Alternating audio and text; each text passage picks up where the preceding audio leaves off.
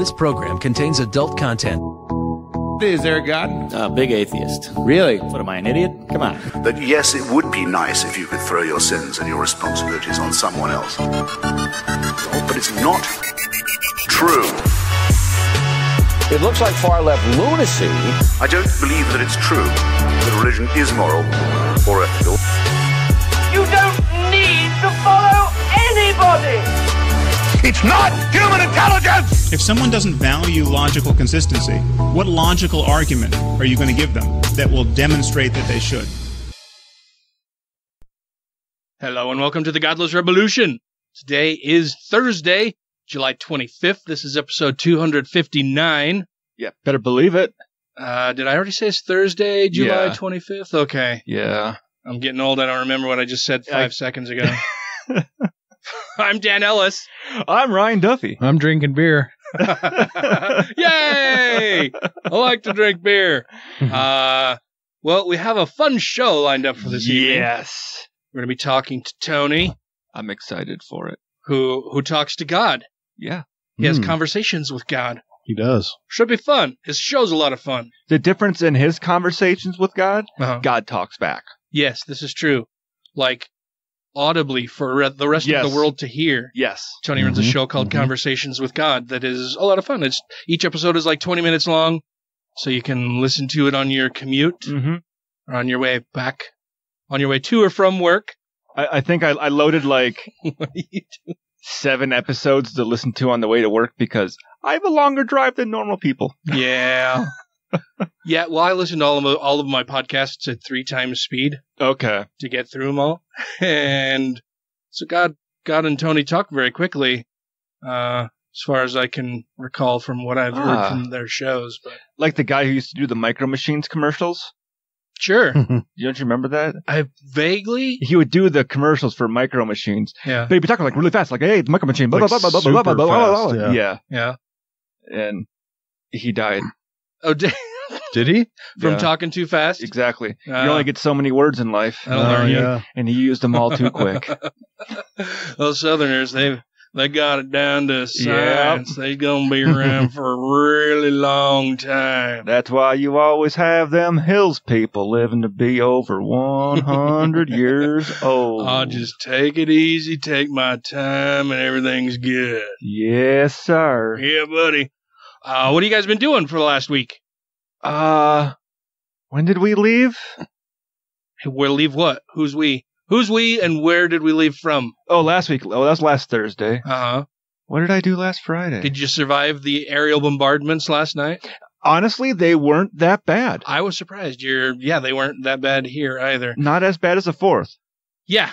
A couple of the dogs here were freaking out a bit, but yeah, it wasn't nearly as bad as the 4th. So some people might be confused right now. Yeah. On why we have aerial bombardment so far after the 4th of July. Oh, true, because we live in Utah. Yeah. We're celebrating Pioneer Days. Yeah, sir. Gotta mark the Mormons entering Utah by blowing shit up. When they fled the United States from Mexico. Yeah, crossed over the mountains after, lots and lots and lots of people died trying to get here. And Brigham Young got fucking tired of moving anywhere, and he just looked around and he said, well, fuck, I guess this is the place. There's a fucking seagull. We'll stay here.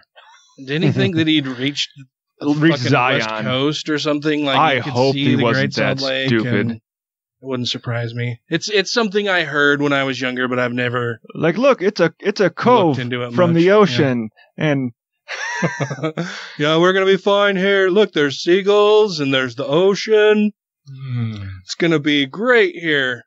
Now, Utah's good now. I'm sure back then it fucking sucked. Hot.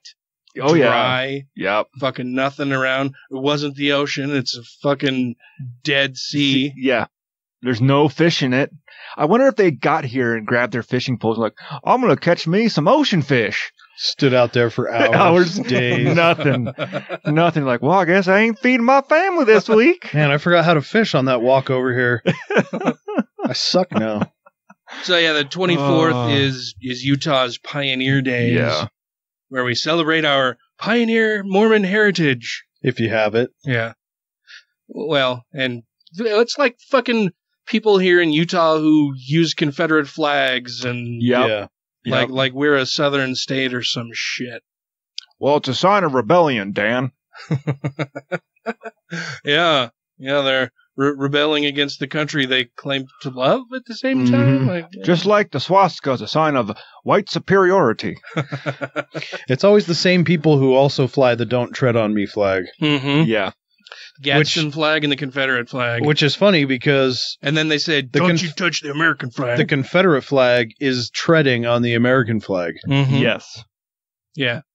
Don't tread on me or my flag, and don't burn the American flag. I just need more room in my truck. I can only fly 2 flags, one on either side. I'm trying to figure out how to incorporate the American flag, but I got a sticker. gotta go with my heritage first. Yeah. My racism first. Fucking dummies. Yeah, so it has been a week, and you did survive the bombardment. I did. Then I spent all day today on a boat, so my brain is all foggy. Oh, sounds rough. Well, That's a tough life, Ryan. it is. Fucking had to spend the day on a boat today. And then drive my Corvette here. It's a rough life. I mean, it was 70 degrees up there. Oh, Jesus. Just on a $200,000 fucking wake Are you boat. okay? Are you okay? Yeah. I mean, I don't know. Was somebody checking on you the whole time to make sure you were safe? I don't know, because they let me hang off the back. There's a few times where he hit the gas. I'm like, oh, I'm going to fucking fall off. When I was trying to film, and I'm like, ooh. Oh, yeah, because you were filming what out on a boat? It's a professional wakeboarder who does a lot of instructing. Mm-hmm. And he's making a set of like instructional videos to tell people like, hey, this is where everyone screws up in doing this. This is how these tricks are done. This is like how you train and everything else. See that there coming off the back of the boat? That's a wake. See this here underneath my feet? It's a board. We're going to wake board. Well, that's what the problem with people. Yeah. Like he was going through it and like showing like, hey, if you want to get this type of wake, like this is how you adjust the boat to get the wake right. And like, I didn't even like you saying gotta fix your trim, fucker. Well, fix the fern back. Well, this boat has like 5,000 pounds worth of ballast that moves around in it to cause the. Oh, it's like a special wakeboarding. It's a special wake. It's built boat. Just for wakeboarding and wake surfing and that kind of stuff. So it can move ballast around and do all that. But like, I didn't get like when you're saying it goes, watch me on the water. You'll see when stuff doesn't work. He goes, it's like a trampoline out there. He goes, if another boat passes too close and it fucks up my wave, he goes, I'll go to jump and there won't be a wave to jump. And I'm like, I don't even see what you're looking at. But I would watch him and I'd see him try to go for it and like, there's nothing there. So he's like, I'm like, oh, there it is. He's like, he uses the water like you're saying, it's like a trampoline. Like you can bounce yourself and like double bounce off the waves. And if someone else is coming through and fucking your wake up, you can either add to it or take away from it. And that could really fucking hurt you. So he wants to put out instructions for people to show, hey, this is good. This is bad. This will be a fun time. This will get you killed. Wise up, dummies. This is how you should wakeboard. Because apparently a lot of people don't do it because they say it's actually rather hard. And he was explaining to us why it's hard. Because when he's like, if I go through an edit with you and I tell you to look for the part where I do a 560 Mickey with a grab, you don't know what the fuck I'm talking about, do you? And I'm like, nope. See how fucking stupid you are, Ryan? No, but that's why he's like, that's why this has been hard. He goes, most film people and editors don't know the lingo of wakeboarding. So they see something like that looks cool. He goes, I look at that and go, you're embarrassing me. I screwed up there. Those professionals will see that I screwed up and I don't want that put into a training video.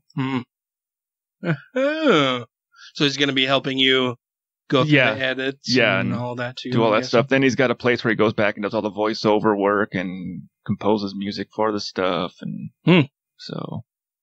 Sounds like he takes his wakeboarding pretty seriously. He teaches professionally. Oh, yeah? Like, he will fly out to Dubai for a month and train people there how to wake. But he travels the world doing this stuff. Sounds like a rough life. It sounds like he basically goes, if we get this down right, he goes, this is a very lucrative business because no one else is fucking doing it and everybody wants instruction. Yeah. Like, the boat driver was saying, goes, yeah, I make $500 an hour doing this. I was like, what? For driving a boat? Yeah, for being a professional wakeboard boat driver. Maybe I need to look into a change of career. And I was like, holy fuck. I didn't even ask how much classes cost. Because the classes are only an hour long. I'm like, I'm not even going to question how much you guys charge to teach people this stuff. It's got to be a lot if the boat driver is charging $500. It's like, is this like $5,000 an hour to give instruction from a professional wakeboarder? Oh, rich people problems. Yep, and that's why they do it up by Park City. And you, sir? I had a pretty uneventful week. Yeah.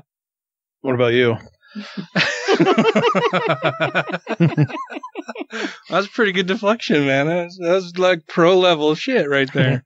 I spent a lot of money on doors. We have to get doors replaced.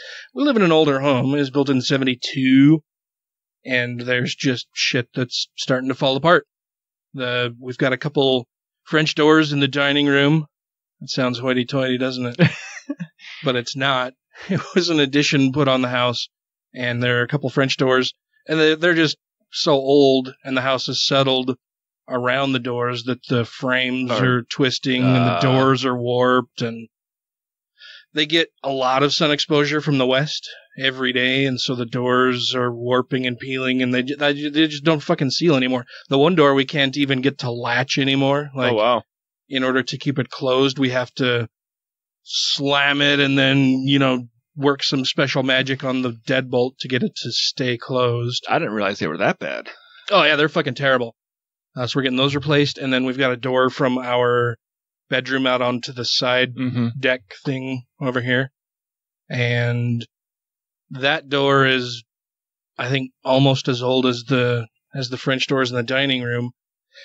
And it swings out, which is weird. Like, for an exterior door to swing out on a residence is not the norm at all. Yeah, true. I was going to say, for a business, that's a code requirement. Yeah. Yeah. And it's a steel door, and it's same thing. It's getting old and falling apart.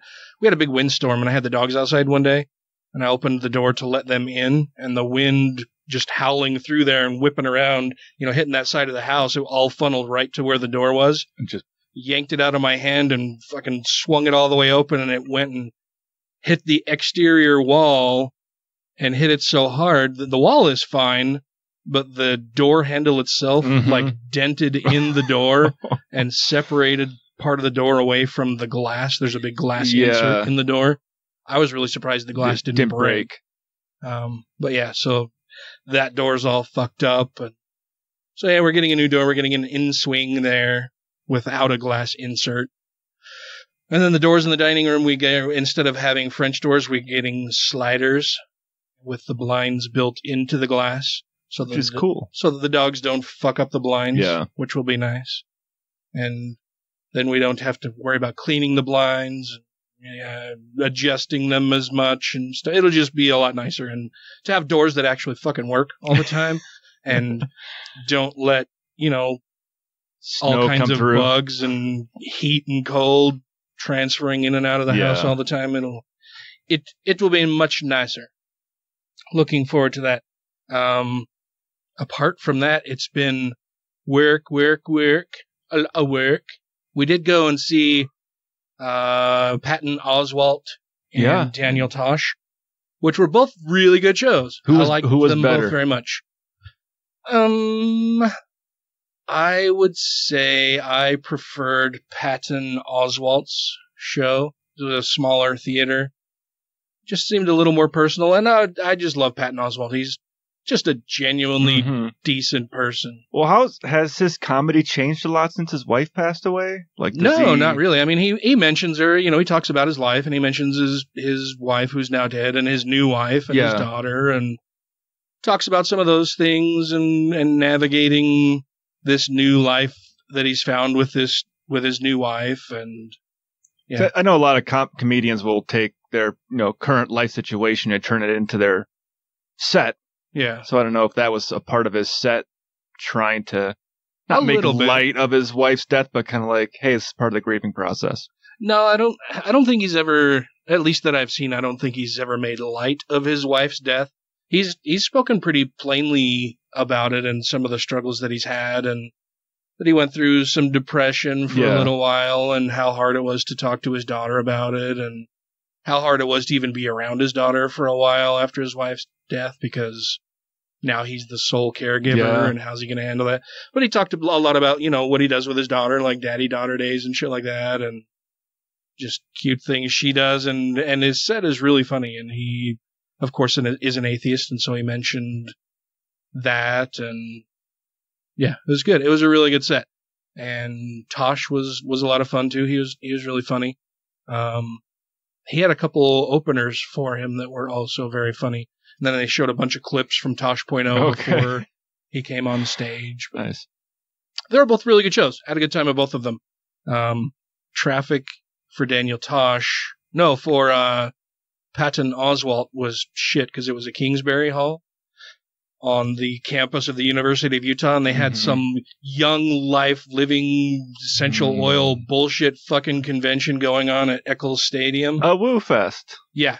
But fucking Woo Fest with like tens of thousands of people in attendance, and so parking on campus was fucking nuts. Traffic is fucking nuts. Everywhere downtown is swamped. And you talk to people who work in the local businesses downtown, like the restaurants and bars and shit like that, and they're like, God, I'll be so happy when this fucking essential oil shit is over.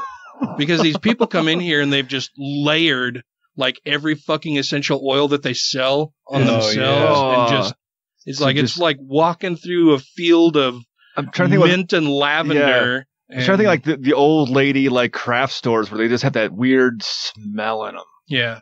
Something you can't quite put your finger on. Yeah. You've smelled it before. It smells like a flower, but more pungent. Uh-huh. What is fucking going on? Yeah. Yeah. So that was like our like the driver for the lift that we took there and back. They both were like, you guys in town for the Young Living essential oils or whatever? I'm like, no, we're going to go see a comedy show. He's like, I kind of figured because I couldn't smell you when you got in my car.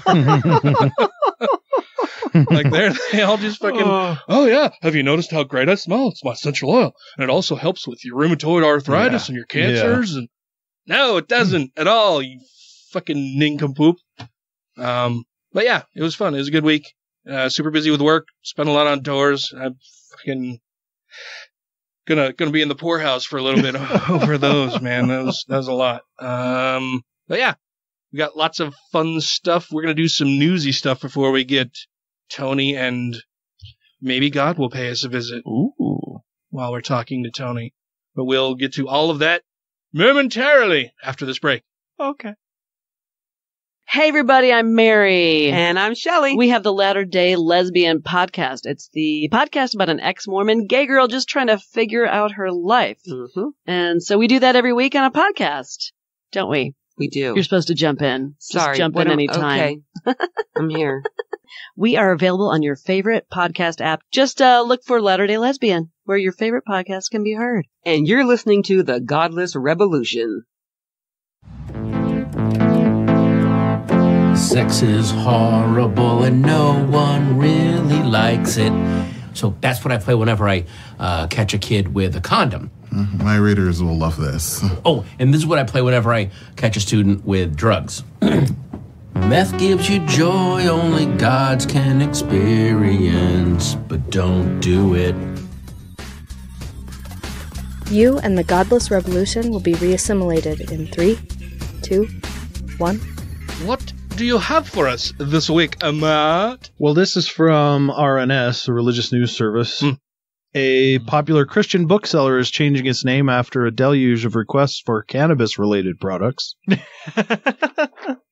What? Did you say Adele used it for what? A deluge. A deluge. Oh, God. Sorry. I got my old man ears on.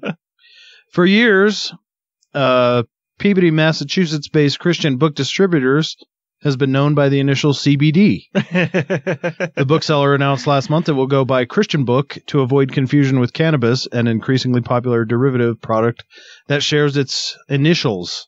The problem is the other CBD is just so popular at this point in time that it just kind of overwhelms our brand, Christian book president and CEO Ray Hendrickson told the New York Times. Because their brand isn't very popular.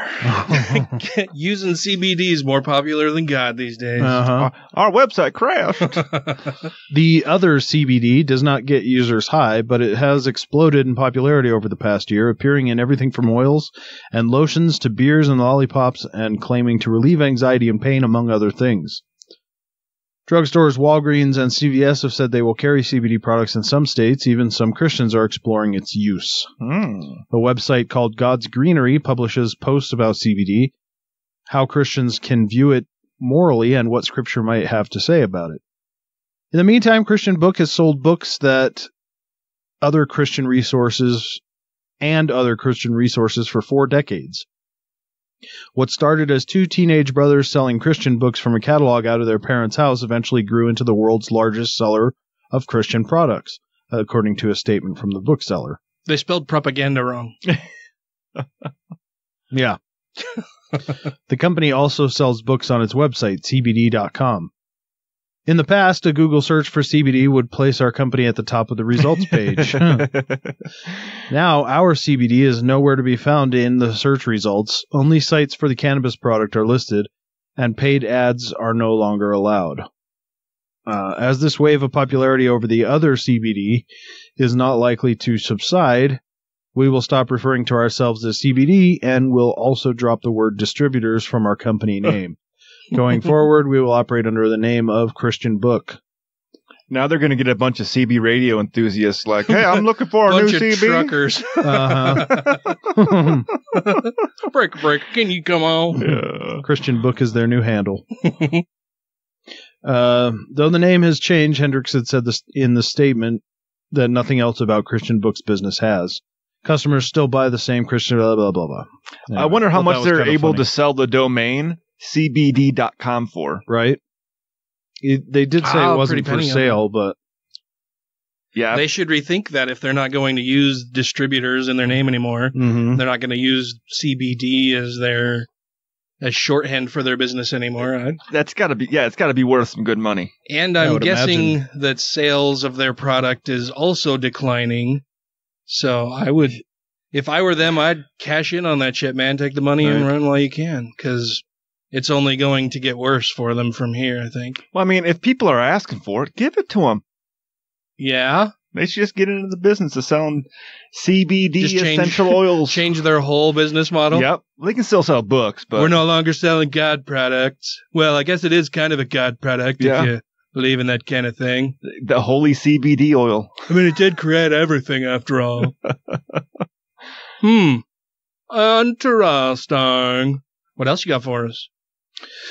This is from a corner of the world we don't often go to, Tasmania. In a ruling Wednesday, the Supreme Court of Tasmania said Christian missionaries Fanny Alida Baraput and Rambertus Cornelius Baraput, come on, Australia, Jesus Christ, must pay roughly $2.3 million in taxes, administrative costs, and other debts, according to ABC.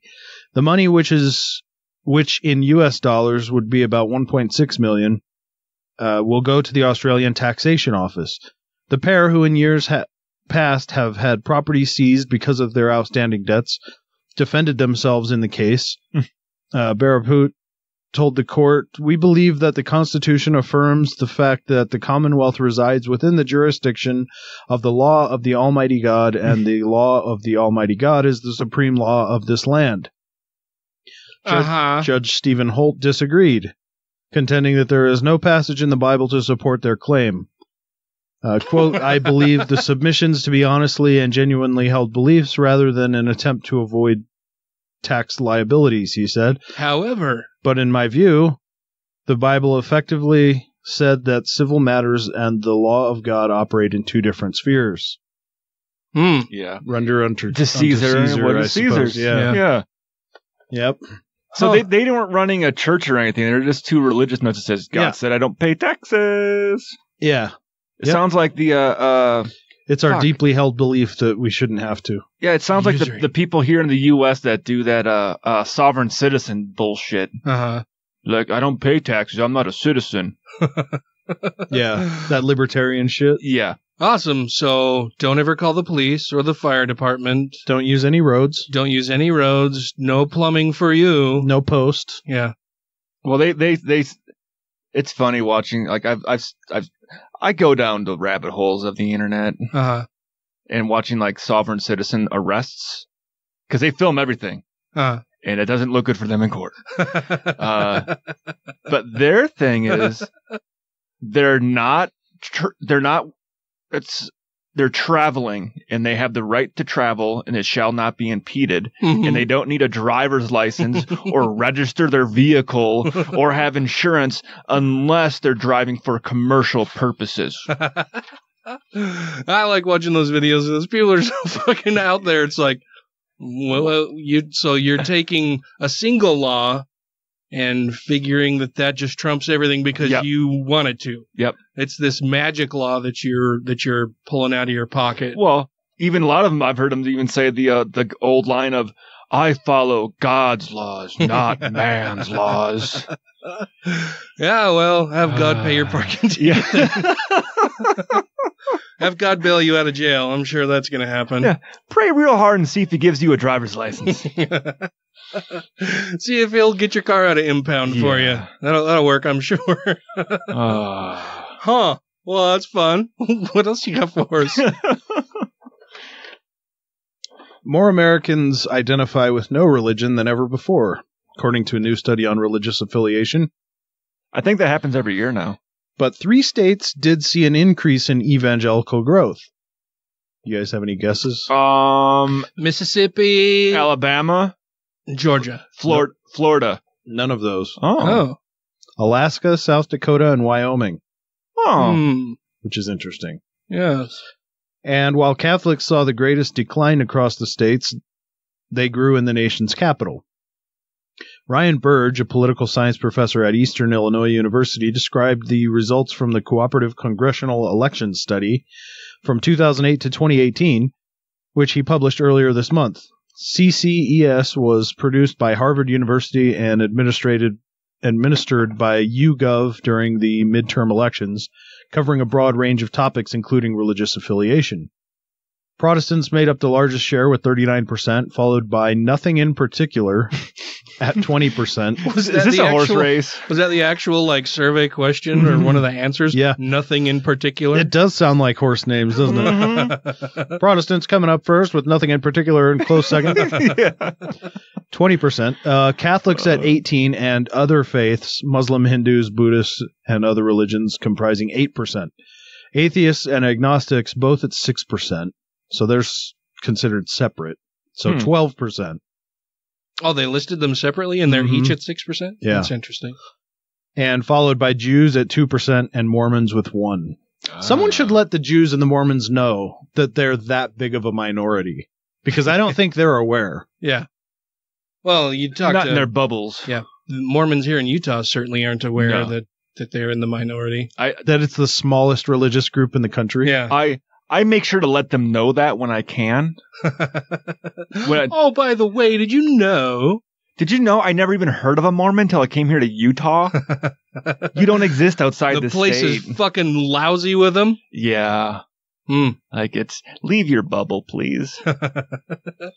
And those who identified with no religion grew the largest in 4 states. What do you guys think?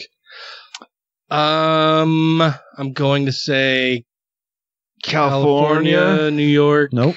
No. Neither of those. Texas, Washington, Hawaii, West Virginia, Wow. Rhode Island, and Wisconsin. Wisconsin, yeah.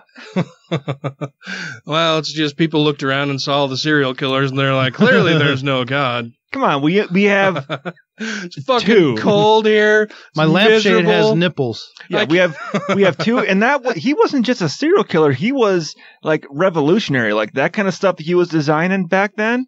Like people pay big money for that now. Yeah, that's true. He was a trendsetter. Yeah, I mean now they use like latex and like animal skin to make these faux human skinned items, but they're expensive.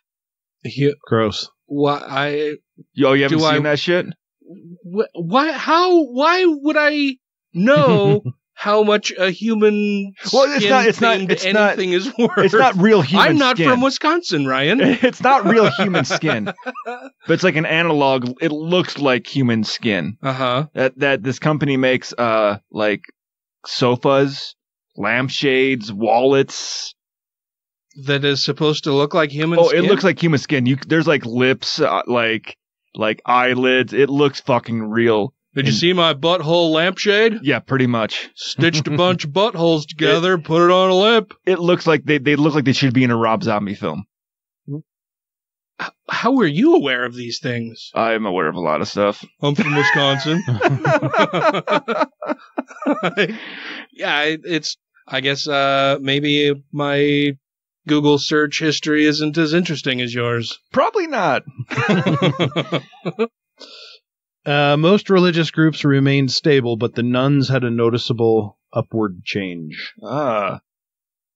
So, even in this country, where it seems like it's a never-ending uphill battle, it's starting to turn. Or at least see improvement. Yeah. Ryan is showing me a picture of it. What is that? A leather... A chair, it looks like. It looks like it's stitched together from like human flesh, but it's not human flesh. It's not real. Why? And the guy does like that. He does lampshades and wallets and shoes. Yeah. That's badass. I want to get one of those for my tattoo. Oh yeah. Like look at that. There's a purse. I think when I looked it up the one time, like that couch was like $5,000. Why? Items made from human flesh by killer Ed Gein. Not really, but it's an artist that makes this stuff. That's I'll have to post some. Send me the links to that so that I can put them out on our page so that our listeners can like even look at the stylish boots. See what we're looking at. What in the fuck? Yeah. Send me the link for that so that I can be sure to post it out on our social medias, so the people when they listen to this go, yeah, Ryan's got some fucked up search histories and results and shit that he looks at online. I think I saw it pop up somewhere else, and then I was like, whoa, that's interesting. It's just a friend asked me about it one day, and so I figured I'd check it out for him. Yeah, I'll just take these images. That's what happened? And send them to you. Okay. They're all on different websites. Oh, okay. Thanks, Ryan. We appreciate You're welcome. that. Well, what else you got? The chairman of legal firm that defends religious freedom says an American city famous for its historical landmarks is guilty of viewpoint censorship on its denial of a request to fly a Christian flag. How so? Liberty Counsel has asked a federal court to forego a trial and order the city of Boston to allow resident Hal Shurtleff and his Christian civic organization, Camp Constitution, to fly the Christian flag on a city flagpole. The flag would be raised only during a 1-hour event on Constitution Day, September 17th. Matt Staver, Liberty Counsel co-founder and chairman, and fuckhead who can't even remember how to spell a 4-letter name, points out that the city of Boston has allowed hundreds of other organizations to fly flags on the flagpole, including those celebrating gay pride and transgenderism, which aren't religions, doormat. No. Right, yeah. Quote, all the discovery is done, the depositions are done, everything is ready for the judge to make a ruling, and there's no need to have a trial on this matter because everyone agrees on the facts, he states. We don't need this whole legal We just process. win. We just win already. We're Christian. That's all you need to know. Yeah. What we've discovered is that since 2005, around 300 applications to raise a flag of a private organization have been approved. Not a single one has been denied except for the Camp Constitution flag because of the word Christian. Staver contends that if the flag had been called something other than a Christian flag, Boston would have allowed it, even if it had the same symbols. It's the word Christian that they ultimately censored, even though the word Christian is not on the flag itself. So how did they censor it? If it's not there... It's a flag with a cross on it. Okay. So this is a very clear violation of the First Amendment because they are clearly targeting the word Christian. or anything related to Christian for censorship. And that's viewpoint censorship, God. Viewpoint discrimination. Which the Supreme Court has ruled many times is unconstitutional, he says. Well, yeah, if you're telling somebody that they can't practice their religion and they can't do whatever, but you can't then turn around and say, well, now, not only do I want the right to practice my religion, but I want the state to officially recognize it and show me some special deference and fly this flag on public grounds. No, that's not how it fucking works, you goddamned idiot. Yeah. Yep. They don't understand that quite often. But I've had this privilege all my life, and now you're taking it away from me. Well, it's just like you keep hearing, like when they're, I don't hear it as much anymore with like gay marriage. Like, why do they get a special rule made for them? It's like, no, it's the same. You can marry a man if you want. Yeah. You can marry one person. Mm-hmm. That's how this works. Mm-hmm. It's that simple. Yeah, and it's not a special. It's not like gay marriage. It's marriage. Like now we're allowing gay people to also be married. Yeah, it doesn't fucking affect your marriage whatsoever. Just like you do. If you don't want gay marriage to happen, then don't get gay married. Like that's yeah. Or when you hear them go, well, they can get married too to someone of the opposite sex. All right, well, let's just flip it around. Like, let's say that you have to be married to somebody of the same sex. If you don't want to be married to somebody of the same sex, aren't you going to want to fight for your right to marry somebody of the opposite sex? Like, to enjoy the same thing, the same privilege that everybody else has? The same right? Yeah, it's it's a stupid fucking argument. And why are they so concerned with what other people do in their privacy of their own bedrooms? They just are.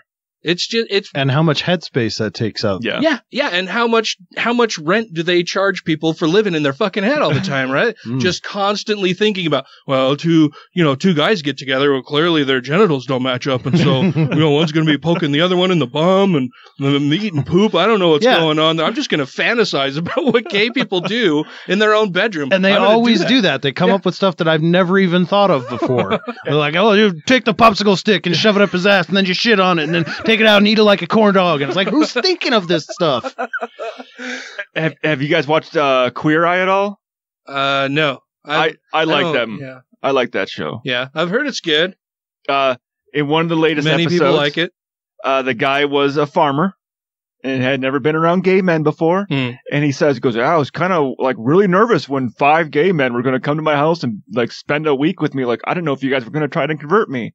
And the guy's response was, he goes, convert you. He goes, 90% of the guys that think that we want to convert them, we don't want anyways. We have enough troubles with our own people. Well, that's just it too. Like, how fucking conceited are you to think that every gay person wants you? Or that they even, that you can be converted. Yeah. It's like, if you love women, that's kind of the opposite of me. Like, yeah, it's weird. And honestly, I mean, I can remember being young and stupid and thinking that, like, these gay people are just going to be hitting on me all the time. And this is when I was first, I was young and stupid, 15, 16. And thought you were hot. And no, but then as I got older and I actually got to spend time around gay people, but I think, I'm trying to think of who explained it to me initially, and I can't remember. But I had said something like, well, what if people hit on me or whatever? And they were just like, take it as a compliment. Like, who the fuck are you? Like, if somebody else hits on you that you aren't interested in, what do you do? Sorry, I'm not interested. Tell them, I appreciate it. I'm flattered you think of me that way, whatever, but I'm not interested, whatever. And like, so why is it any different? Yeah. Oh, because I'm a bigoted fuckhead who's stupid. That's why. Yeah. I mean, that's perfect way. I never actually even thought about saying it. I'm like, you just do the same thing you do with a woman. Yeah, it's somebody who's interested in you and you are not interested in them, and you can feel flattered, touched that they approached you, whatever. Like, but you don't have to accept. Yeah. It's not a thing where somebody says, "Hey, I like you. Would you like to have sex?" And you say, "Oh, I guess I have to now because you asked me to." All right, fine. Let's hurry and go eat the poo-poo, and then let's forget this all happened. It's more like, hey, sorry, I'm really not interested in you that way, but I see we share this common interest, so if you ever want to go do something involving that, I'm down to be friends. Yeah. Well, and Stephen Fry's absolutely right. Like, not everybody participates in that. No, not all gay men participate in anal sex. Not all lesbian scissor. Well, even with straight people, they don't all participate in the same sex acts. Yeah, well, that's where I was going to go next. Is that there are straight people who have anal sex. Yeah, that doesn't make them gay. I had an argument after I was not so stupid and was more in touch with my feelings and feeling more secure in my sexuality and being able to be around gay people without being a fucking dipshit about it. Like when I'd actually learned more things and understood more about life, and was talking to one of my redneck friends one day, and he was going on and on about gay people and anal sex, and I'm like, what the fuck is wrong with anal sex? You were bragging just the other day about fucking your wife in the can, man. Why the fuck is that any different for you? Yeah. Who the fuck are you to tell me that? Okay, fuck you, motherfucker. And I was just like, dude, you're losing your stupid mind over this. You participate in anal sex. How is it any fucking different? Well, because my wife doesn't have a dick. Do you wish that she did? Like, what the fuck is the problem here? I don't understand what your complaint is, other than that you don't like it when somebody else does it with somebody that you don't know. Well, that's fucking stupid. You fucking liberals are all the fucking same. All right, whatever. I haven't understood those kinds of comments or arguments since I was 16, 17. Yeah. You have more for us? Yeah, this should dovetail nicely. Okay. Brittany De La Mora, formerly known on stage as Jenna Presley, spent nearly a decade making adult films, but left the industry after struggling with mental health issues and addiction. Pastor Craig Gross, founder of Triple X Church in Pasadena, California, a ministry that empowers individuals to break free from their pornography addictions, announced that he's leaving the ministry after, quote, I used to be named one of the world's hottest porn stars. I tried to quit the porn industry without the help of God, and the reality is I couldn't do it because God and porn don't mix. Well, I mean, there are all kinds of porn. Yeah, there's got to be a subset of like God porn. There's so much like nun porn, priest porn. There's Mormon porn. I saw Vice News did a whole thing on the Mormon porn industry here in Utah. The De La Moras have now been promoted to the helm of the church as leader. Craig Gross is stepping down, but Gross isn't leaving the Christian faith. He's just throwing cannabis into the mix. Gross is departing to devote more time to website Christian Cannabis, a content platform aimed at Christians who love weed. He should buy the CBD.com. Yes, I'm giving you all the seed-bearing plants and herbs to use. What if Christians were to begin understanding how something like cannabis could be used in beneficial ways to support their lives? Gross writes. What if we were to entertain the idea that legality is not the equivalent of licentiousness, and neither must we demonize and condemn every single thing that we don't quite understand? What if, rather than trading our feelings for platitudes and should-bes, we were to begin to better understand them? That has been in part my experience from a plant. So these are his high thoughts. Yeah. Pot thoughts. Pot thoughts. After discovering medical cannabis, Gross was inspired to preach the gospel of the plant to other Christians. So he's leaving his other church to start a weed church. Yeah, and the porn stars are taking his old church. This just sounds weird. Like, I could dig this religion. There's a lot of interchange or exchange of things going on there. Yes. That's kind of what happens in porn. Yeah. Mm-hmm. A lot of exchanging of things. Yeah. Mm-hmm. I see. What? So is Jenna Presley one of the people that is taking over his old church? Yeah. I didn't quite. didn't quite get the Jenna Presley. Did she change her name? Is it a different name now? Or her name is Brittany De La Mora. That's probably her legal stage name is Jenna Presley. Okay, I got you. Do you know who that is? Oh, yeah. Oh, okay. Yes. I know Jenna Presley's work and have been a big fan and admirer for years. I wasn't aware that she had mental health issues and had left the industry. Well, there you go. But I'm old, so my porn is, a little behind the times, I guess, aged. maybe. Yeah. A little aged. I don't quite watch as much porn as I did when I was much younger. Yes, I know Jenna Presley. She's pretty cute. I like her. Yeah. Do you think want to watch some of Jenna Presley? Well, I'll show you some pictures. I'm like that would be awkward if we're just watching porn on the podcast. Okay, we'll take a break and look at some porn. We'll be back after this. This is Dr. Dan, Matt's boss from the Two Skeptical Chaps podcast, and you are listening to the Godless Revolution. Oh shit, did I say I mean revolution. Bloody Americans fucking up the language. You can edit that, right, Spike?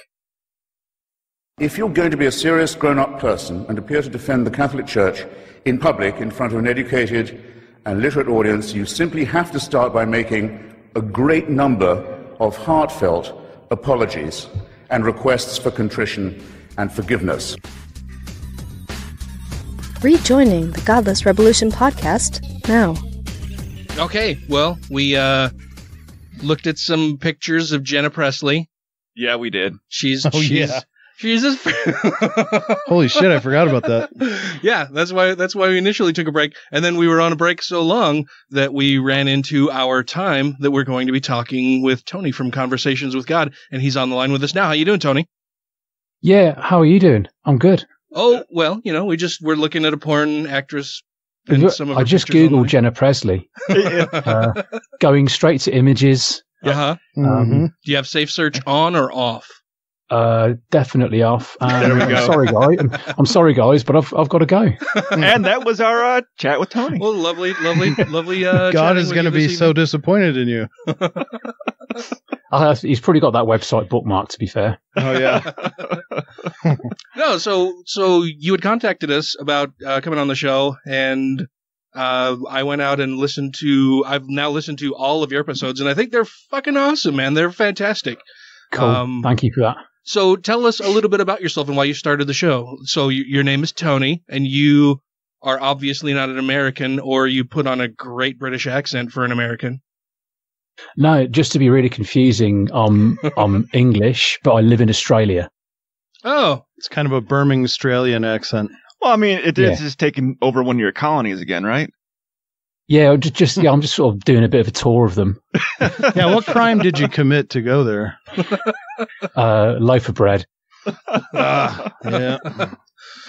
Well, and so you're the reason that so many Americans get confused, right? When they hear somebody with an accent and they automatically say, oh, well, you're English, and Australians go, no, I'm not. I'm Australian, and vice versa for... Actually, Australians throw all the vowels in their nose, remember?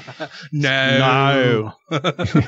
They do, yeah. No, it is confusing for Americans. It really is. And sometimes they'll say, Austrian? You don't sound Austrian. It's like, no. The other one beginning with A. Mm-hmm.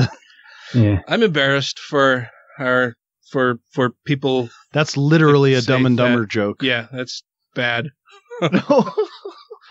Well, yeah. Well, so is the Conversations with God podcast. I think that what I've done there is I've made a joke that's equally as poor as the ones that I make on the show. So I think we're off to a good start. So you're a Brit who transplanted to Australia. How and why did that happen? How by aeroplane and why my wife. And it was a good move because the weather here is much better than the weather in England. Oh yeah. There's just sort of lots of sort of dangerous animals here. But that's all good. That's fine. Just don't go outdoors into the nice weather. Yeah, but I keep seeing those. I can't remember what they call that giant fucking spider you guys have over there in the homes. They don't give a fuck about the outside. They come inside. Yeah, and they're super stealthy, so they actually crawl under doors, even though you got something there. And they're called huntsmen. Yes, and they're massive, and they come into your house. Yeah, it's not good. No, I can't apparently ever live in Australia because I'm not a big fan of spiders. Yeah, they're the thing of nightmares. It's worked then, because actually, little known secret this, but there are actually no dangerous animals here. No sharks, no spiders, no snakes. It's just something we'd say to keep all you mad American people believing God out. I hear kangaroos aren't especially friendly either. No, they're super aggressive. Yeah, they are. Super aggressive kangaroos down here. Oh, yeah, terrible. So you moved to Australia because of the wife and decided, hey, I want to start a podcast where I talk to God. Well, it didn't happen that quickly. No? There were a few steps in between, but basically I was kind of getting into the whole atheist movement. I've always been very sort of science minded and like fact, and the more and more I got into it, the more and more annoyed I got at the fact that people actually believed that there was a God. I just couldn't get my head around that people still thought it was true. And I did some work on someone else's podcast as a producer and an editor, which is an atheist podcast. And I kind of enjoyed doing that. And I thought, you know what, I want to start my own. But I wanted to start one that was maybe a little bit different to what other people were doing. Because there's a lot of podcasts where people talk to each other and have conversations, which is great.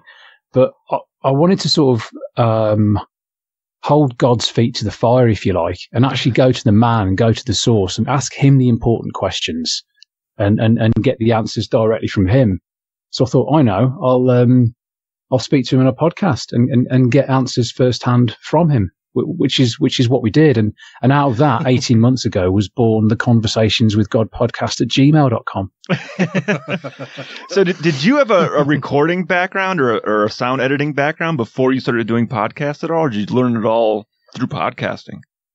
No, I did. When I lived in England, a friend of mine had a recording studio, and I worked in there quite a bit. Contrary to what you might think, having heard the podcast, I am actually a bit of a musician as well.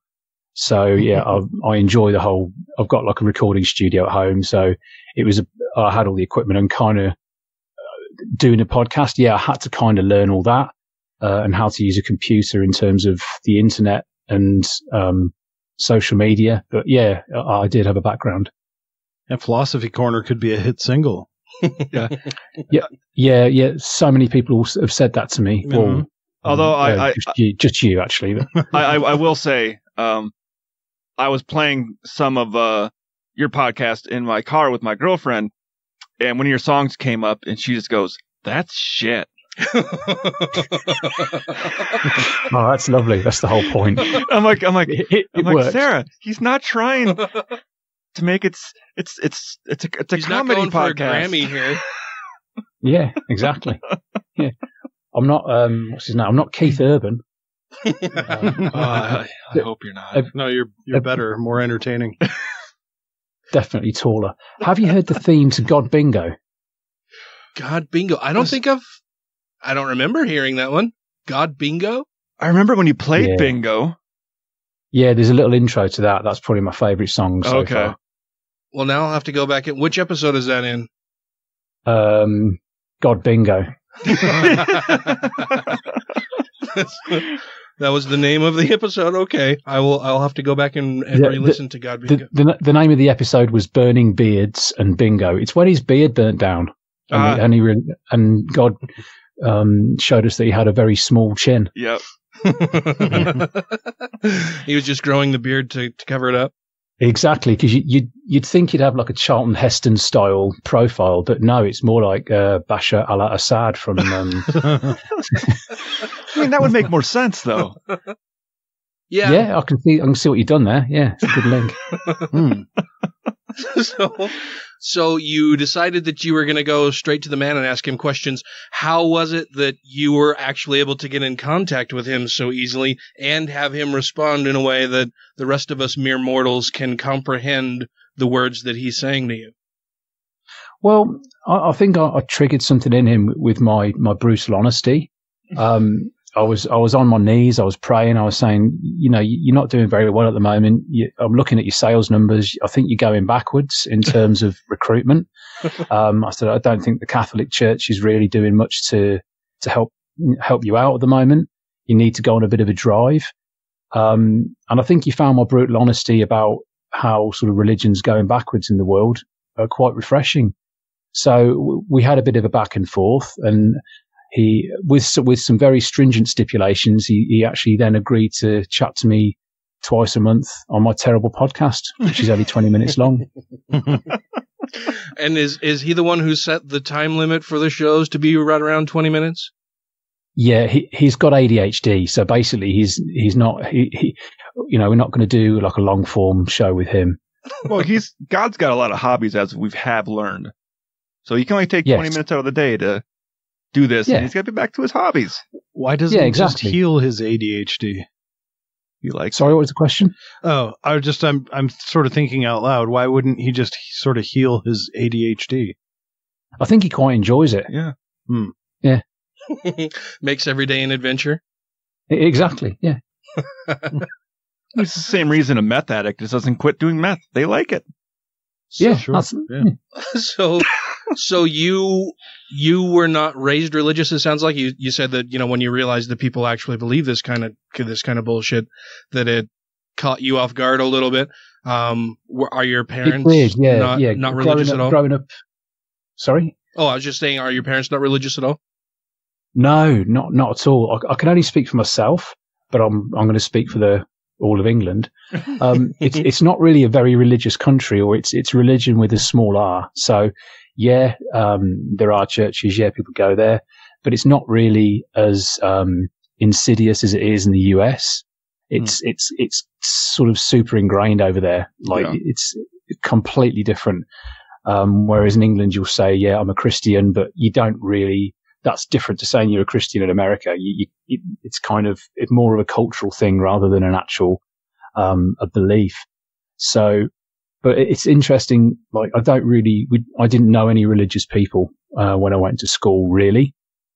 However, in England, you are expected, or in a lot of schools, there is religion. You have religious education classes, and like looking back now, when I was at my primary school. Is that what you call first school in America? Primary or? Well, we call it elementary school. Yeah. Elementary. Okay. Yeah. We spent a lot of time learning hymns and singing hymns, and it just struck me. It's just what a bloody waste of time. Like, why couldn't they have taught us something useful? Like how to manage money, how to pick a lock with a wet piece of string. Ooh. Instead, they just fill your head with this rubbish from an early age.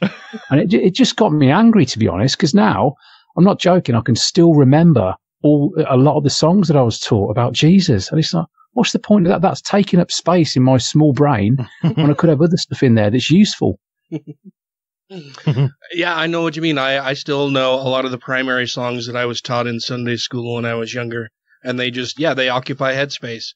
And every now and then I'll hear a little snippet of whatever song, and it brings back these, primary school songs about popcorn popping on the apricot tree.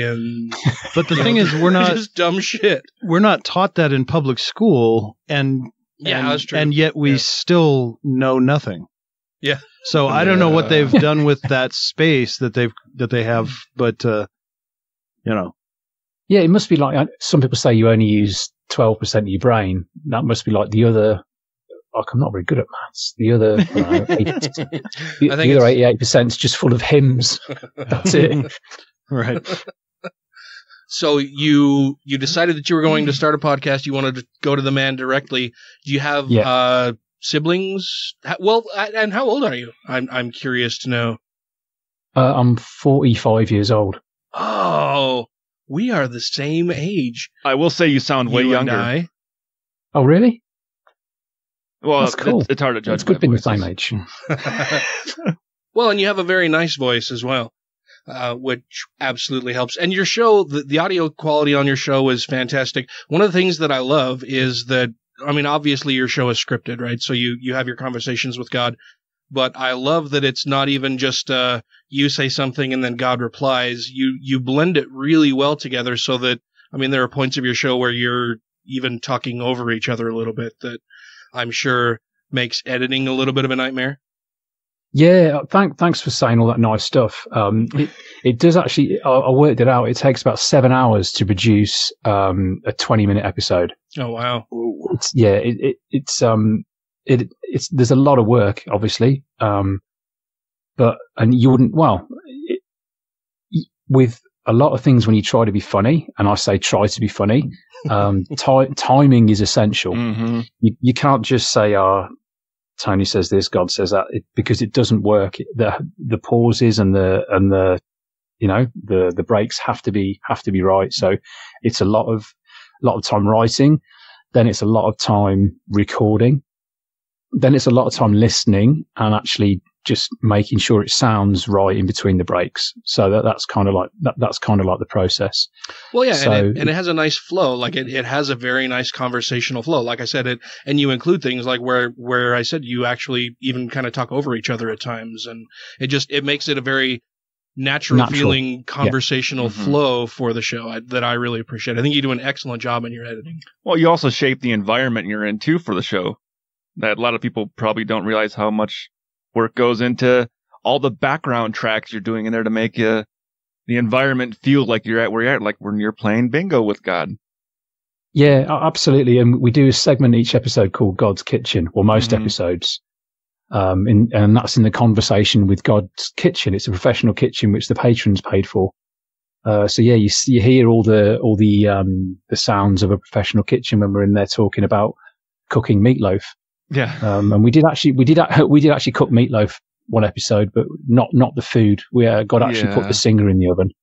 I know, and I mean, which was unfortunate. I would be a little afraid to eat that meatloaf with the amount of drugs he's done.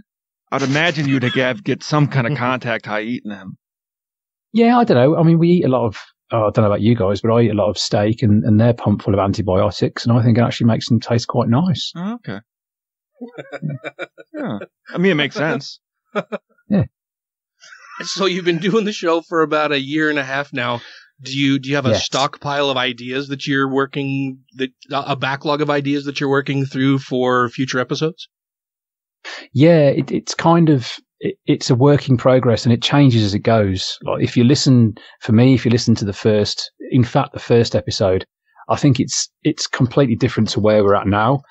Oh, yeah. I mean, the format's the same and the timing's the same, but i.e. how long it is, but actually it flows, in my opinion, so much better now. So when I first started, I recorded 7 and then I released 4 straight away and then 3 sort of after that. But yeah, it's definitely changing. And in terms of ideas, yeah, it's just stuff that comes into my head every day, and then you just have to write them down and remember them. For me, a lot about it is having God in seemingly mundane situations, like doing the ironing, making toast, running a bath, on a treadmill.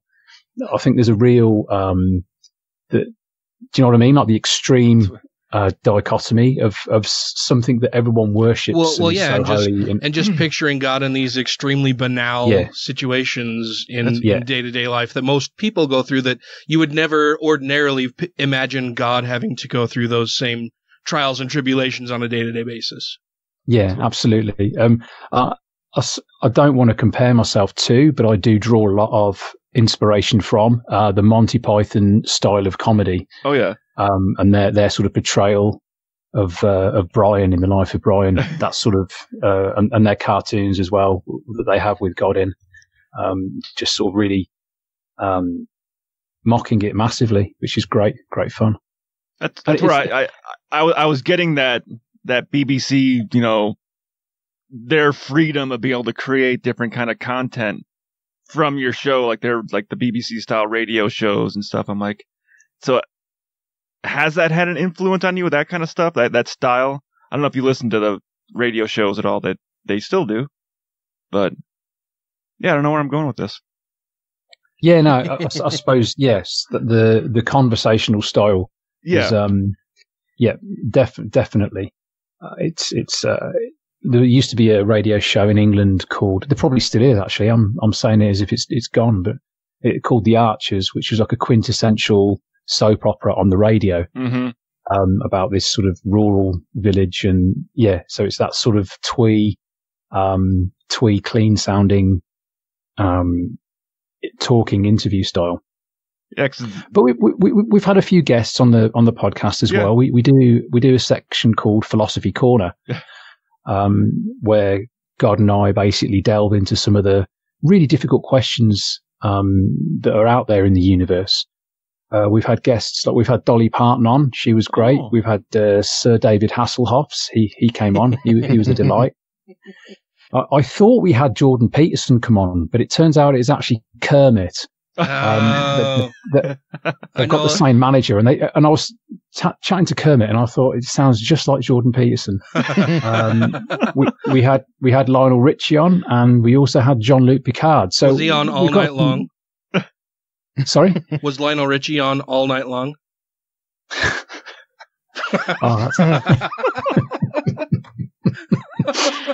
Just Sunday mornings. He actually popped in to say hello. Was it him that you were looking for? It wasn't. He did actually say that on the podcast, and I'm like, no, Lionel, no, we're not. Didn't you have like Tom Cruise as well? Yes, we did. Yeah. That was a fascinating. He's a very intense character, Tom Cruise. Very intense. He didn't. Did you jump on the table when you were there? We did it via Skype. So I don't. He could have done. I'm not saying he didn't. Okay. But I didn't witness that. I mean, that's just my only hope. If I ever meet Tom Cruise, he better jump on a table. Yeah, you'd want him to jump, wouldn't you? Yeah, it's his signature move now from Oprah. Do you think he'll do that in the new Top Gun movie? Yes, with his shirt off. And the table will be in the middle of the volleyball court. I saw a great meme that said, "You know who's not excited about the new Top Gun movie?" And it was just a picture of Goose. Yeah.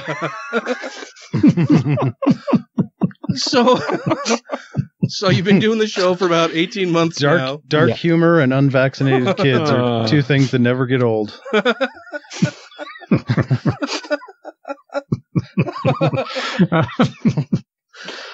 So 18 months, and it's taken this long for me to reach out to other content providers and say, any chance I could come on your show and sort of talk about it a bit to get some more people listening to God's beautiful voice. And I have heard your interview on Phil Ferguson's show. What other shows have you appeared on so far? That's pretty much it. I did a guy called Sacrilege. Oh, nice. Okay. If you're aware with him, he was kind enough to have me on his show, and we did Phil as well, which was good. That's when that was my first interview, when I discovered that I was absolutely awful at interviews. Well, it's just an unscripted talk. Yeah, it's a little more different when you don't have a script to work from and you're just kind of riffing and going with the flow. Yeah. So you've been on Phil Ferguson's show. So you've been doing this for 18 months. Do you have a direction that you're going to go with the show? Like, I understand you're going to continue having conversations with God. I'm just wondering if the Almighty's going to be, indisposed at some time in the future and may not be able to get back to you right away. Or is it that with his awesome power, he can basically just do whatever he wants anytime he wants? Well, I challenge him on that a lot, and he doesn't. He seems to sort of not really have an answer for it, which is interesting. But yeah, he does go to trade fairs and he does go to deity conventions. So I do have to find the time. I will have to find the time to interview other people, maybe sometimes. In fact, I've recently done an interview with one of our Patreons who's an ex-Jehovah's Witness. And God isn't really involved in that conversation very much. Just at the end, we kind of have a bit of a chat about it. I think I intend to keep talking to God, unless there's any of the deities that want to come on. Ooh. Oh yeah, have you? I haven't, or I can't remember one of your episodes anyway where God has acknowledged that other deities exist or had conversations with them. Yeah, he's acknowledged that Satan exists. Mm-hmm. But yeah, I think he's aware there are other ones, but he's only interested in the one. He's only interested in the ones that worship him, obviously. I see. I imagine him being on a bowling team with like Zeus or something. That would be cool. They're making thunder and lightning. Yeah. Yeah, his bowling ball would have like a big bolt of lightning on it, I think. Yeah. So, do you have any children, siblings? What is your family structure like? Yeah, it's solid, man. Yeah, I've got solid as a rock. Yeah, I have a brother and I have a son as well. Nice. Yeah. Cool. And how old is your son, if you don't mind me asking? He's 10. 10. Does he like the podcast? Or is he not allowed to listen? No, he absolutely is. But yeah, I don't think so. No, he likes bits of it. He likes the silly songs. And which nobody else likes. And was your wife raised religious at all? Went to Catholic school, yes, but not anymore.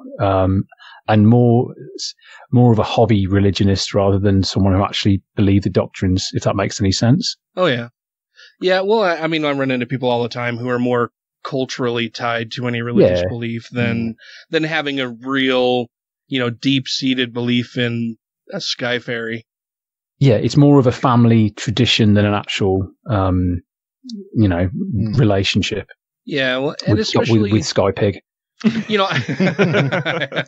Well, and I know a bunch of people who are, culturally Mormon or culturally Catholic, where that's where they get their sense of community from, or where they initially got their sense of community from. They would go to church, they attend semi-regularly, but more than a belief in a god and going to a building to worship this invisible sky wizard, they're going to meet and talk to the people that they share their lives with, right? That they have a that they have a real community with.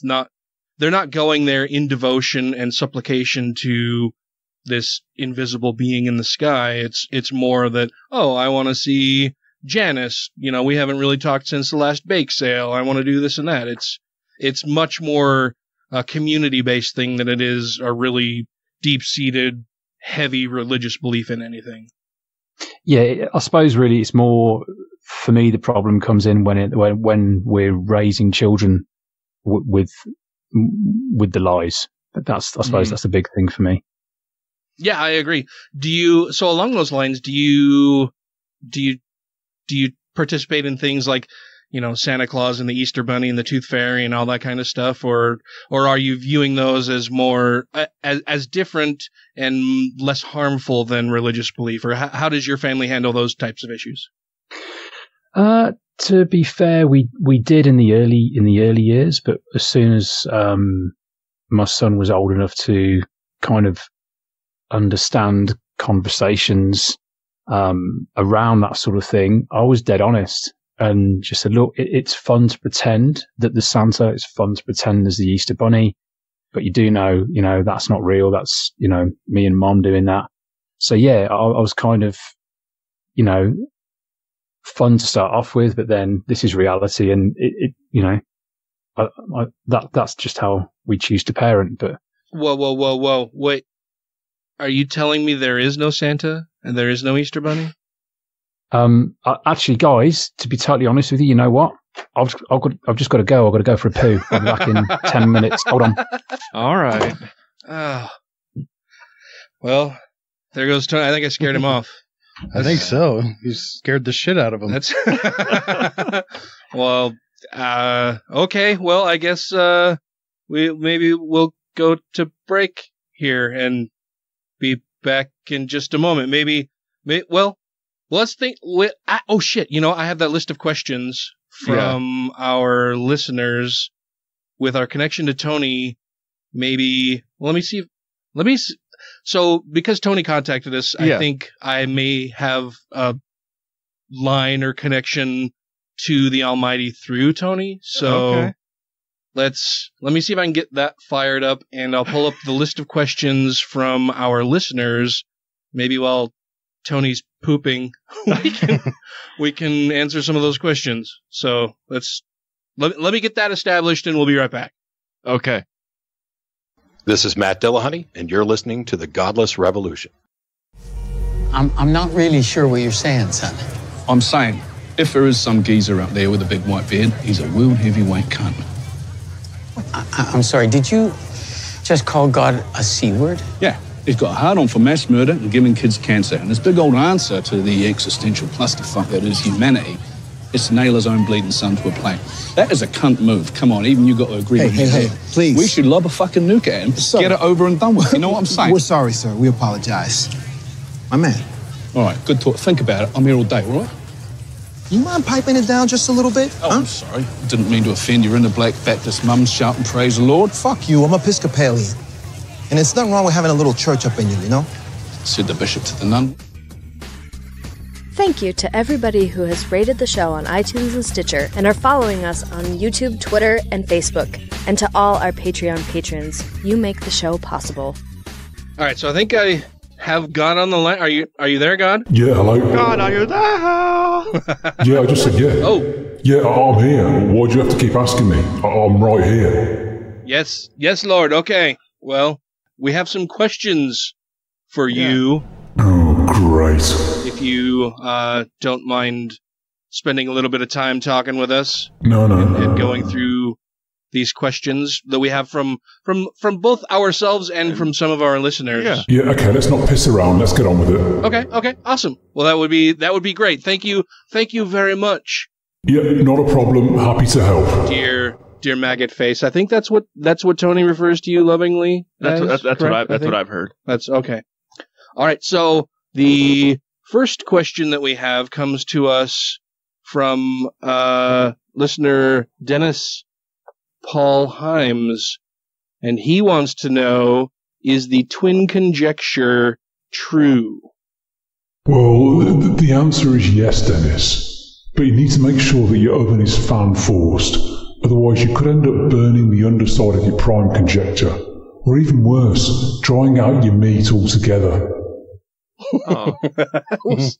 that was a bit of a cheeky response. Yeah. I don't know if that's exactly what Dennis was asking about, but God works in mysterious ways, I guess. Maybe you can answer William Peterson's question a little bit better. Well, let's see. Oh, yeah, because William wanted to know, did Mary orgasm? Which is a good question. Yeah. Well, thanks for the question, William. And it's a simple answer, really. As a staunch misogynist myself, who fucking cares whether she orgasmed or not? She was merely a vessel to get myself born via a very risky vaginal tract that I designed badly so that I would eventually get nailed to a cross that I knew about to save you ungrateful bastards for all your sins. Does that make sense, William? I don't think so. It never does, Dan. I don't think that makes a whole lot of sense. Like most of the things that you do, it seems capricious and arbitrary. I don't understand. First, why you would design it so poorly if you have all of this power and knowledge, but, your ways are not our ways, and you operate differently, I guess. Huh. So, thanks, God, I suppose? No problem helping out. That's what I'm here to do, Dan. I do have some more questions, if that's okay. The next one we have is from Chad Russey, and he wants to know why. Why? That's basically it. He wrote to us and said, "Ask him why for me, would you?" Thanks. If I'm honest, Chad, I think you're asking the wrong question. The question you need to ask is, why haven't you been to church recently and worshipped my big beardy face? And stop masturbating, Chad. It doesn't become you. I knew he watched. I knew that may be an issue for some people because he's everywhere, right? He sees everything. A little voyeuristic. Watches you poop, watches you masturbate. He's kind of a voyeur. Yeah. Voyeur. Always voyeur. Yeah, it's French. Voyeurgina? What's vagina? I don't know. We got a bee. That's not a bee. I don't even a mosquito. Next up, we have Tim Jacobson, and he is wondering if Adam and Eve didn't understand right and wrong prior to eating the forbidden fruit. Jesus, man, what are you on about? I'm sorry. No disrespect, Lord. My apologies. He says, if Adam and Eve didn't understand right and wrong prior to eating the forbidden fruit, how could you punish them for doing so? We all know if you tell a kid not to do something without explaining why, the kid is just going to want to find out on their own. So if you created humans, one would think you understood human nature. Can I refer you to episode 30 of the Conversations with God podcast, Tim? All of your answers with regard to Adam and Eve lieth thereth. Lieth thereth? He's using that old timey talk. Yeah. I thought he was getting away from that a little bit more. I mean, in listening to all of the episodes of Conversations with you, dear Sky Pig, it seemed like you were getting away from those types of responses. But I guess, every now and then it's good to... Exactly, Dan. I like to mix it up. Kick the tree, see where the leaves land. Yeah, maybe he just wants to do a little throwback now and then. Yeah, good to return to your roots, I suppose. Well, Kevin Newman, he's been on the show before. Yes. He wants to know, why did he allow Frodo to be played by someone who was obviously ill-equipped to handle the weight of such a role? Why, damn you? Please answer us, dear Lord. Oh, Kevin. Lovely, sweet, naive Kevin. Elijah Wood is to Lord of the Rings as Hayden Christensen is to my Star Wars. It's such a delight to watch these young chaps flail and struggle under the weight of these roles. Their careers ruined, they're washed up, they become whore-banging cocaine addicts. At this stage, they become perfect candidates for the Catholic Church and valuable members of the flock. Wow. I guess that's one way to get converts, just ruin their lives so they have to seek some divine intervention to try to turn things around. Seems like not the best way to deal with it, but again, your ways are not our ways. You're not wrong there, me old fruit. So I was wondering, the next few questions that we have come from members of the show here. These will be from myself and Matt, who we have some questions. Were you burping while you said that? But it was just funny. I caught you mid sip of your delicious beverage, and so I was hoping for a spit take. But I'm wondering, because growing up LDS, I was taught that the Mormon religion is the one true religion. It's God's restored religion down here on earth.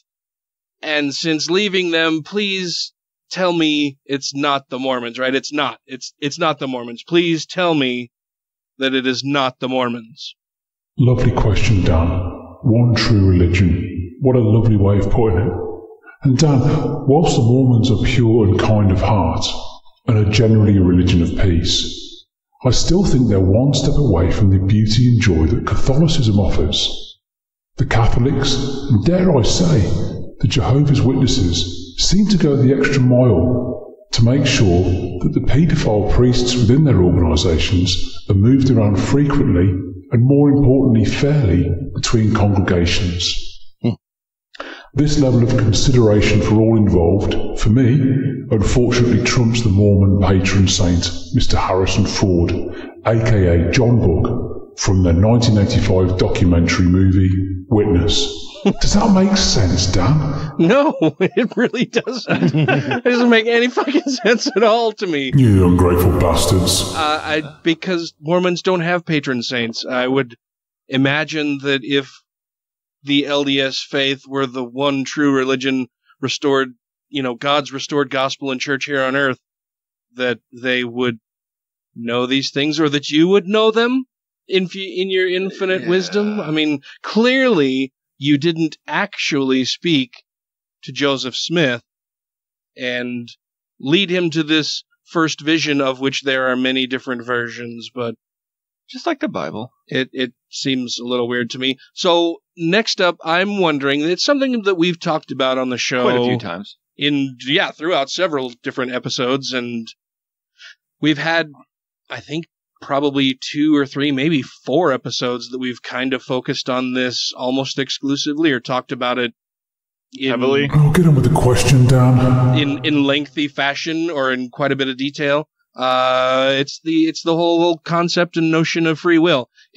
I don't believe that free will exists anywhere, but a lot of your religious believers do believe in free will. They figure that that's how we fell from grace. You wanted to let us have our options to do whatever, and that leads people astray where they can do evil things if they choose whatever. So basically, I'm just wondering if there's free will in heaven, because it seems like that would be a really terrible idea. Yeah.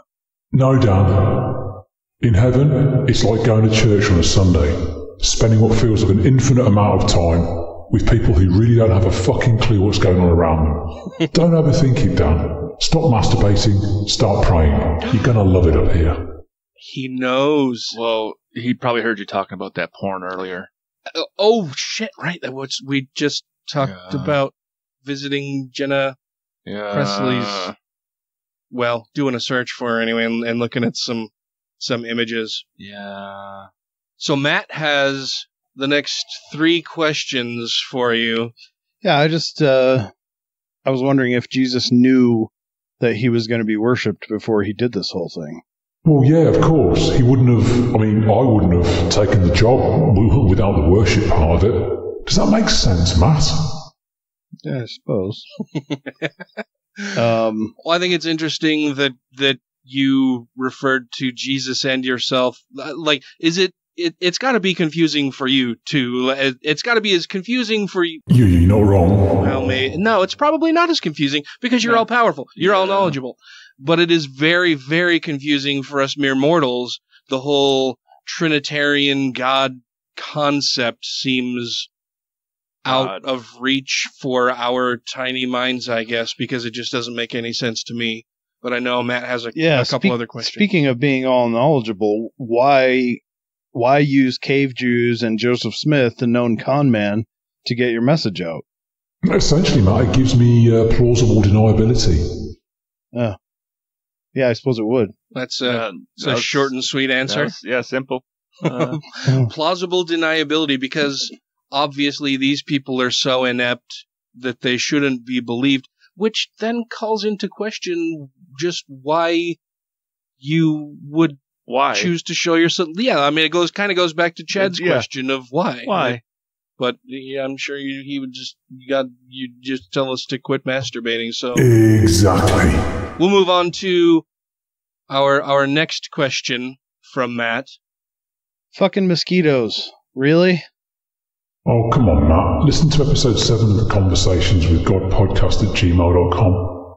Tony and I go into quite a lot of detail with regard to the humble murdering bastard insect, the mosquito, right there in that episode, Matt. Okay, Matt? Okay. Did that answer your question sufficiently? I guess I can go look it up. I'll go track it down in the podcast. It sounds like God is just trying to plug his own podcast. Well, and it just kind of sounds like he's giving us the brush off. So we have a whole bunch of other questions. Guys, I'm not being funny, but if you're just going to take the piss out of me and laugh whenever I give an answer and not take it seriously, then I'm afraid I'm going to go and do something else. Okay. Ungrateful bastards. I give it my time to talk to you guys, and that's how you treat me. I thought Tony was bad. All right, hello? Are you... No, I've gone, guys. I'm sorry. Bad enough. I think we pissed him off. Well, but we only got to ask 10 questions. I don't understand why he wouldn't have been wanting and willing to stick around and answer some more. I mean, it's not like he's got an infinity to wait for it. Right. I mean, time is nothing to him, right? He's been around forever, will be around forever. Yeah. Time is nothing to him. It doesn't mean the same thing to us. I don't know. Like maybe there's a car key emergency somewhere, or there's a sporting event that somebody's really, really excited about. I don't know, but oh shit. We asked exactly 10 questions. Ooh. So? And then he disappeared. Are these the new 10 commandments from God? I don't think they're commandments. I mean, it's weird, right? I mean, it's all about weird numbers. Numerology. With God. I mean, 666 is bad, 777 is good. We've got 10 commandments. He's seems to be limited to... Oh, no, he's not limited to 10 because there were 12... Boyfriends. 12... Yes, 12 boyfriends. Yeah. Well, there were boys that were friends of his. Gotta have a dozen. Fuck. But I guess... Well, he had a baker's dozen until he was betrayed. So I guess thanks, God, for answering some of our questions. Yeah. Hopefully, Tony will be done pooping when we return from this short break. Yeah. Push it out. Hi, this is Yvette Dontremont, aka the SciBabe, and you're listening to Godless Revolution. You can find me at SciBabe.com, at my Twitter account at the SciBabe, and if you've hunt really hard, you can find me at Pornhub. I dare you. Can't believe I'm going to lose my job. I just upgraded all of the trash cans in my apartment. Stupid, Dina, stupid. Relax. Things have a way of working out. Oh, I'm sure you'll be happy with me gone. We turn this place into some sort of deranged religious cult. If you have questions, comments, concerns, compliments, corrections, criticisms, or concepts for content, contact the show via email at godlessrevolution@gmail.com, by text or voicemail at 330-81-REBEL, or Twitter the twatter at TGR Podcast. Thank you! I think we have Tony back on the line again. Are you there, Tony? Yep. Yeah, all good. Let me just sit down. Yeah, no, everything's going well. What are you guys been up to? Talking to some prick. We were talking to the bearded sky pig, and he was. I mean, I think maybe he tried to be helpful in his own special way, but I don't know. None of the answers really seem fulfilling. They weren't. I don't feel like. All of my life, I have thought that if I were to ever have a conversation with God and could ask him anything, that the wisdom that would be bestowed would be so prophetic, so life-changing that I would feel completely different about myself as a person. And honestly, You didn't get that? He's kind of difficult. I feel a little empty. Okay. Well, I'll pass that on unless you did already. But yeah, I suppose he's comparable to a politician in that respect. You never really get a straight answer out of him, do you? And it just drives you mad. I have to speak to him twice a month on the bloody podcast. He's like a bloody child. Never get a straight answer out of him. Every time. Just answer the bloody question. Goes off on a tangent. I was going to say he's kind of like a mall Santa. You always ask a mall Santa for good stuff. Then when it comes time to get it, it's not there. Yeah, you just always left feeling empty. Yeah. The mall Santa can promise whatever he wants. He doesn't really have to deliver. Yeah. Guys, look, I'm really sorry. I try and put myself between the human race and God because he certainly isn't a fulfilling God. So I'm really sorry you had to experience that. I mean, it's a noble endeavor. It is, yeah. A thankless quest. It is, absolutely. And we greatly appreciate the work that you're doing on that front, Tony. We honestly, seriously, we really, really appreciate it that you have the patience first to deal with this guy and have these conversations with him twice a month that I would get probably pretty stabby about. Yeah. Bit of a prick. That's it. You got to be a special sort of person. Because no one's interested in me. It's like, oh, never mind, push Tony out the way. Oh, we want to speak to God. It's like, so I do have to put up with quite a bit of rejection. Yeah, you're third wheeled. Basically, yeah. Well, it has been an absolute delight having you on the show this evening. If people have questions about the show, they want to reach out, they want to maybe ask God some questions, maybe perhaps relay those through you to the almighty Sky Pig. Yep. Where would they go? Yeah, where would they go for more information? How can they contact you or the show? So the podcast is Conversations with God Podcast. Email is conversationswithgodpodcast@gmail.com. Weird. Facebook it is weird. Facebook is CWG Podcast. And it's generally available wherever you download your podcasts from. Now, what does that stand for? Conversations with God. Oh, okay. Oh, Yeah. okay. Wait, did you really not get that, Dan? I think that was a joke. That wasn't real, was it? No, yeah, that was a joke, but I think Dan was somewhere else for the moment. No, I totally got it. I was Oh, playing okay, into it, okay. and then I thought it was even more funny that you were wondering if I was being serious. Yeah. That was the same face you make when you don't get it. So that was a good bit of acting. You know what that was? Acting! Uh-huh. You're welcome. You're supposed to say brilliant, but that's fine. That's Yeah, so just type in Conversations with God, basically.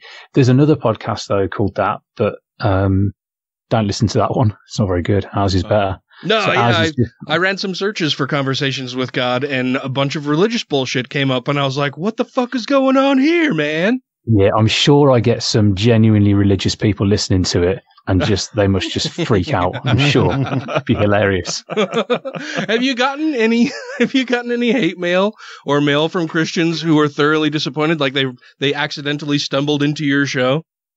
Yeah, when I originally had Twitter, some people... Oh, no, the problem I get is atheists think I'm an actual religious person, and I think it's a true religious show, and they were hitting me up on Twitter saying, where's your evidence, and X, Y, Z, and going all fire and brimstone on me. I'm like, dude, it's satire. Have a listen. Yeah. Oh, we can be a fairly contentious lot. Mm-hmm. But thank you so much for coming on the show, Tony. This has been an absolute delight. I've been looking forward to this conversation for a while. I look forward to hearing more conversations between you and the Almighty One. Anything that you would like to impart to our listeners before we have to let you go? No, all good. I'm sure they've had enough of me. I just want to say, guys, thanks so much for having me on your show and give me a platform to talk about Conversations with God. Legends. Absolutely. Thank So you welcome. for joining us. You're welcome back anytime. We would love to talk to you some more. Yes. Cool. Thanks, guys. Thank you so much, Tony. We really appreciate it. What a fun show. Yeah, he's really good to talk to. I like Tony quite a bit, man. He's a funny guy. And Conversations with God is a great show. You should all go and check it out. Like I said, the episodes are only like 20 minutes long, so they're short. You can listen to them very quickly, and they're fun. They're very well produced. The audio quality is awesome, and they're fun. They're a fun little bit of thing that you can do during your day, during your commute, mowing the lawn, whatever you're going to do. Pooping. Seems to be a lot of pooping going on. But it's a lot of fun. I really dig the show. Thank you very much for coming on the show, Tony. It was a pleasure having you. Yeah. Infantropin. Yes, earlier in the news, I saw a clip of Donald Trump saying Infantropin and law markers to go with Covfefe and hamburgers and United States of America. A million other things. I want to fuck my daughter. Didn't you say that? Yeah. Well, basically, he's just a fucking clown, and they should start impeachment immediately. That'll pretty much wrap things up for this evening's show. Before we go, I want to make sure that I, in addition to thanking our Patreon members, thank a listener out in the audience who contacted me asking if I wanted some posters from NASA. And I wasn't sure initially who it was who had contacted me because we didn't actually exchange names, introduce each other that way. But thank you so much, Mr. Matthew Sanders, for sending me the posters from NASA. I posted pictures of the posters out on our Twitter and Facebook places. They're really cool. They are very cool. Yeah. I am going to hang at least one here in the studio, and then I figured that I would get some frames and we could do like a prize something for listeners. We'll have to figure out what we want to do there. But send these out. Share them with the world from our wonderful listener who sent them into us. That's fucking awesome. Thank you so much, man. I really appreciate that. If you would like to send us anything, get in touch with me and I'll give you an address where you can send us stuff. That would be great. Before we go, I want to make sure that we thank our Patreon supporters. That would be Mr. Alan Firth, Newmania, Christy Kalbach, Gaytheist, Larry Wilson, Steven Andrus, Let them eat covfefe. 2 skeptical chaps. Michelle Short. Vanessa. Don't be a Richard. Utah Outcast. Janet Yoder. Marius Kot Butrikowski. Wesley Aaron. Andrew Vodopich. Jeremy Goodson. Brandy Hamrick. Megan Kennedy. The Fuzz. Jesse Pointer. Oh boy. Freethinker 215 and Milhouse Van Houten. Let me start over because I said Van Houten. I said the last name funny. Freethinker 215 and Milhouse Van Houten supports Secular Student Alliance. Yes. Captain Sample. Who edited their pledge and increased their pledge. Thank you very much. Savita Kuna. The Purple Dragon. And Taylor Graham. Matt has been fucking with me all night. He just gave me a short chair. Now I'm sitting down like a little boy, looking up at my microphone, wishing I was taller. I'm just going to keep my chair down here. How's that? Ooh. Now you can't fuck with it if it's already as low as it'll go. It's already been fucked. Thank you all very much for tuning in this evening. And so until next week, crucify Jesus if he comes back, because if he's the son of the guy that we were talking to earlier, then clearly he's got it coming. Leave us a review and go listen to Conversations with God.